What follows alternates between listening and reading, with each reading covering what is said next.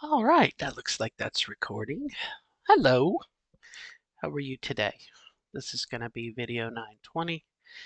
It is March 23rd, 2023, and this video will be a Breast Quest update. Breast Quest. Um, this morning I had the opportunity I was blessed with the opportunity to travel a long way away, a long way away, about 2 hour drive, um, to talked to a plastic surgeon in Kentucky, and was referred to by my primary doctor. But I just kind of wanted to record what went down, what I experienced, not as a sense of stroking my own ego, but just if you were curious what it might be like. This was my experience. Um, I arrived about 5 minutes before my appointment. They said I needed to be there 45 minutes or 15 minutes. I got there a little, not not before my appointment, but not when they wanted me to. And it turns out I went to the wrong building. So I had to run across the parking lot to the right building, you know, thinking, oh my gosh, I'm late, I'm going to be late. They're not going to see me, they're going to turn me away. Uh, got there, signed in, huffing and a puffing, and managed to go back.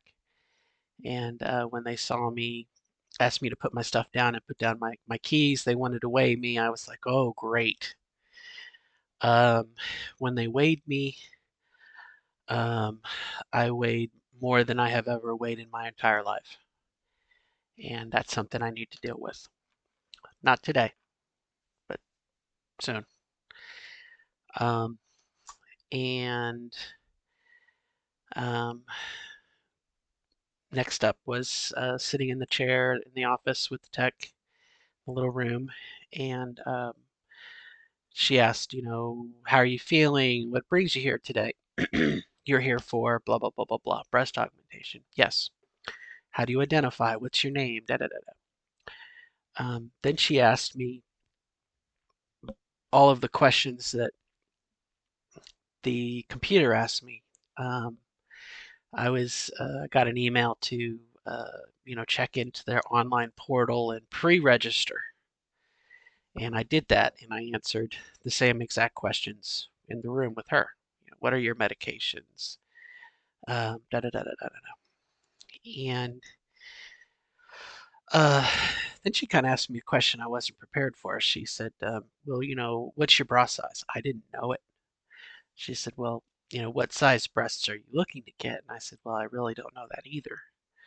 I said I really wanted to get the experience of the doctor, what the doctor thought, because most of the videos that I've seen, the research that I've done, they'll show you like, this is as a saline implant, this is a silicone implant, um, this is the one that looks like a donut, this is the one that looks like a muffin top, this is the one that looks like a cookie, and they'll give you kind of an overview, but really for your size, you know, anyway, so we kind of got past that. She said, "Okay, well, let me take your blood pressure." And my blood pressure was off the scale. I was nervous. I was anxious. I ran across the parking lot. My blood pressure was off the chart, and that's something else I need to get under control, but not today, but soon. Um, just you're nervous, and I need to figure out what it is, and maybe I need to adjust my diet, and probably if I address my weight, I probably will also address my blood pressure at the same time. Uh, so after that, I was ready for gee, you're too fat, come back when you're skinnier, because that's what happened when I did GCS.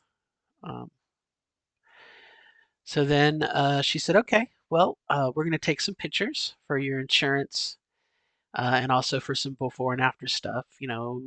I'm gonna leave the room. She had to go get me a bigger robe because I was too big for their robe.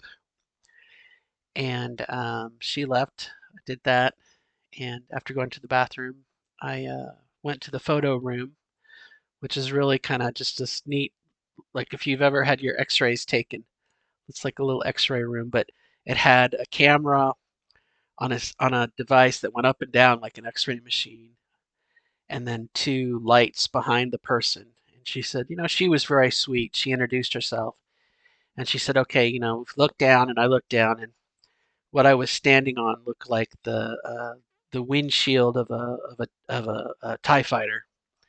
It had, a crosshair and then an octagon shape. And she said, just put your feet, there, look forward, we'll take a picture. And she says, then we're going to turn to a corner, turn to the corner, and turn to the side. And she took the pictures. And she said, okay, we're done.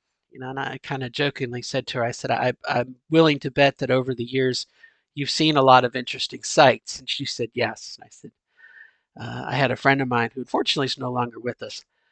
He passed away last year.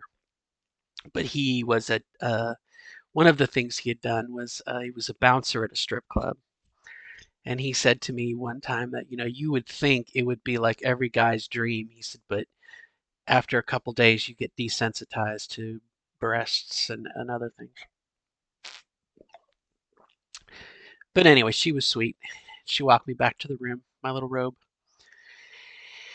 And I kind of sat on the chair for a minute and I was like, oh my gosh, here I am. And in came the doctor, the surgeon, and her assistant. And she kind of introduced herself and um, kind of asked me what I was interested in, what were my expectations, what did I have in mind, and I shared with her that, really, I wanted her insight as to body shape, body size. I have the body of a potato. Okay, I'm not a pear. I'm not an apple. I'm a potato. I'm wiggly. I have lots of eyes. Um, so for my body type, what is going to look natural, more natural? And I said to her that, what I did not want was what I call Hollywood breast implants, where the woman is standing there wearing a dress and you see like her normal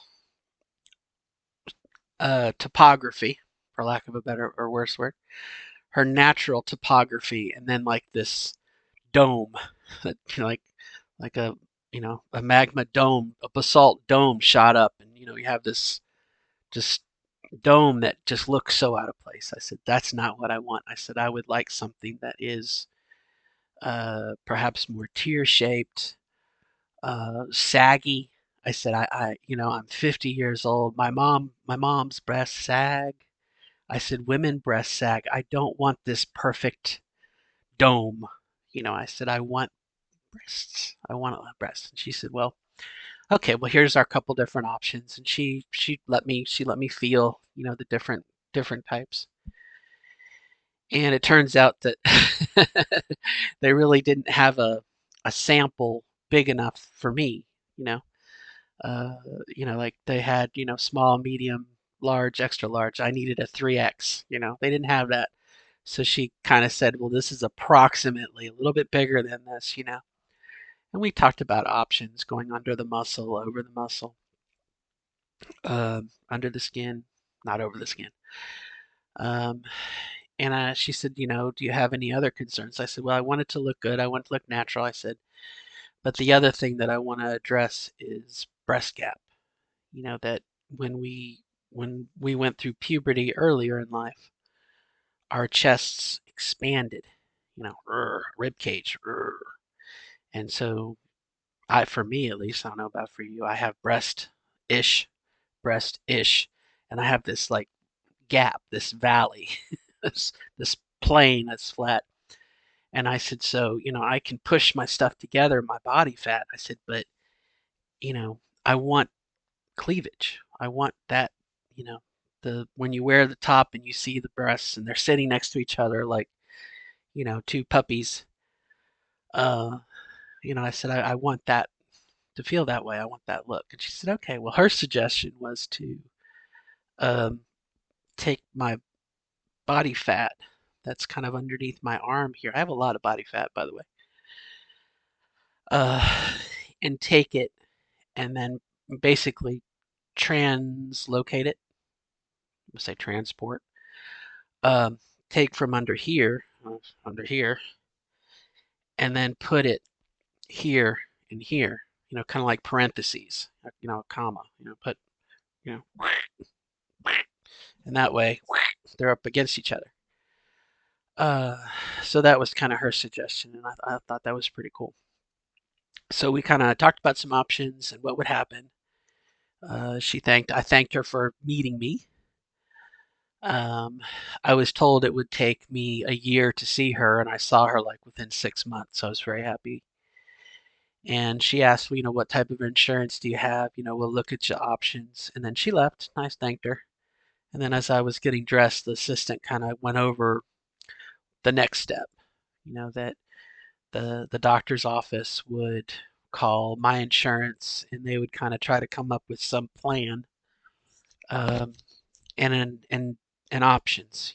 If my insurance doesn't cover anything, what would the what would the out of pocket cost be? If the insurance paid for maybe the implant but not the fat thing, what would that be? So I kind of feel like it's not necessarily a shopping list, but I actually have, A, if I do A, it'll be this much. B, it'll be this much. And so I think that's a positive thing because rather than guessing, my brain, if left to my own devices, my brain's going to work against me. Oh, you'll never afford it. Da, da. And that was it. The appointment was over less than an hour, you know, and I was back in my car for my 2-hour drive back to Indiana. Um, and really, that's pretty much it. I was, trying to think about, being positive and not necessarily not think about it, but if you've ever been to southern Kentucky or Kentucky in general, once you get away from the Ohio River Valley floodplain, you get these hills. So as I'm driving along and I'm looking over to the side, you know, here are these perfectly two hills, and I'm going, oh, it's breasts. And then I'm driving a little more. And then there's another two hills over here. Like, oh, okay, more breasts. Um, just something that I observed on my way home. And really, that's kind of it. Um, I don't know what's going to happen.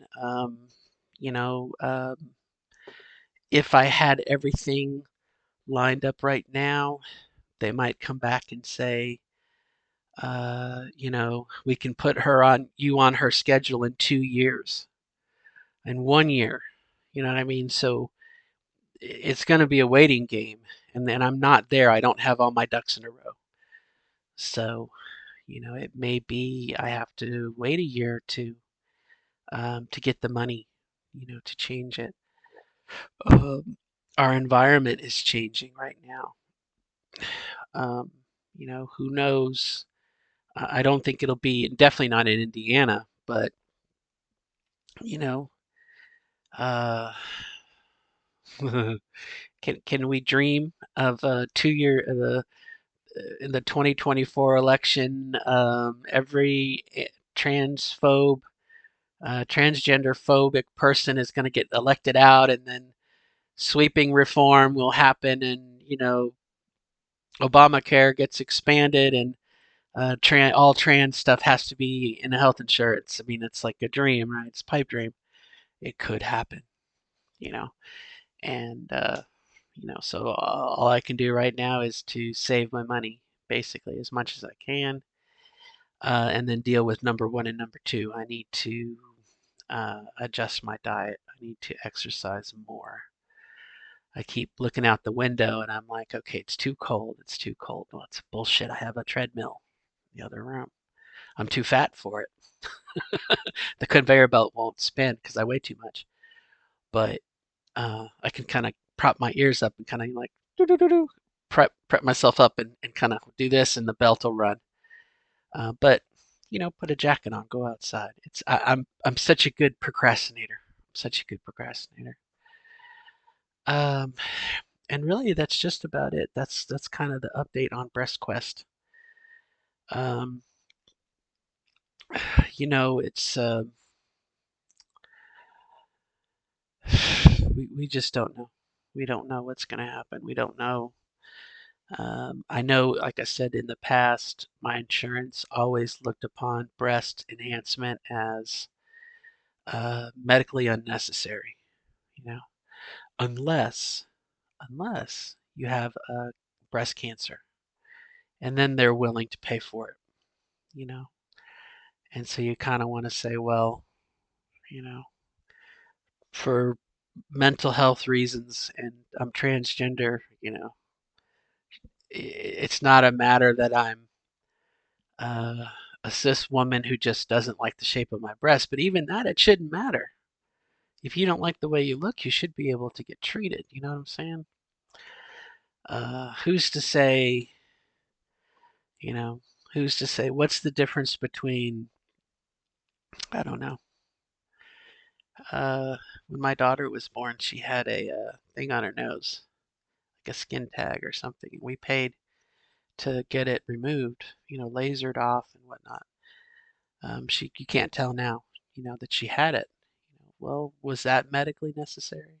I'm glad they did it, but um, it just, I guess we don't know till we try. We don't know till we try. And really, that's just about it. Um, I feel like it's kind of Christmas. I ordered I ordered a hat rack because my cats like to sit on my hats. My cats on my hats. And then my hats get cat hair all over them. Oh, I found these too. I'll show these to you real quick. Found these on Amazon. Transgender socks. um, I really am trying to step up my game a little bit. I'm actually like brushing my hair and brushing my teeth. I know that probably sounds terrible, but I just let myself go. I just let myself go. My hygiene is just terrible. Um, yeah, I use a cat brush on my hair. Such a shiny coat. Um, but yeah, so I'm trying to improve. I feel like I've got a lot of things going on right now. I'm trying to improve on. Um, trying to. Uh, it's like every step I have, I'm trying to improve myself a little better. Um, Giving myself the time that I need, taking care of me. I'm not neglecting Katie. I'm not neglecting my daughter, but just recognizing that I need time, I need attention, I need, you know. So that's about it. That's all the news. I hope all is good with you, and we'll wrap this up here. So this is Breast Quest number 2. Um, I don't think I'll do another one as far as Breast Quest until I hear back from, um, the doctor's office and then my insurance company. Um, I don't know how long it's going to take that to pan out, and we'll see. We'll see. Like I said, it could. When I had my GCS done, um, in total, my GCS for just my surgery, my first surgery, I think it was $87,000. Okay, which you say, oh my gosh, that's a lot of money, and it is. But because I had health insurance, the hospital bill was like 30 something thousand. So just because I had insurance, it was $50,000 less than out of pocket. Um, as it turns out, I had reached as part of my health insurance plan, high deductible healthcare plan. I had reached the first tier of that before my surgery. So I was only responsible for 10% of that 30,000. So 30,000 became 3,000. Okay, just because I had insurance. Of that 3,000, uh, I had about 28,000. Um, about 28,000 um, for my maximum out of pocket for the year. Okay, so I was only responsible for $2,800, um, which I had on my HSA card. Okay, so I didn't have to pay any cash out of pocket. So in this case, the hospital bill could be, uh, you know, I don't know, pick a number.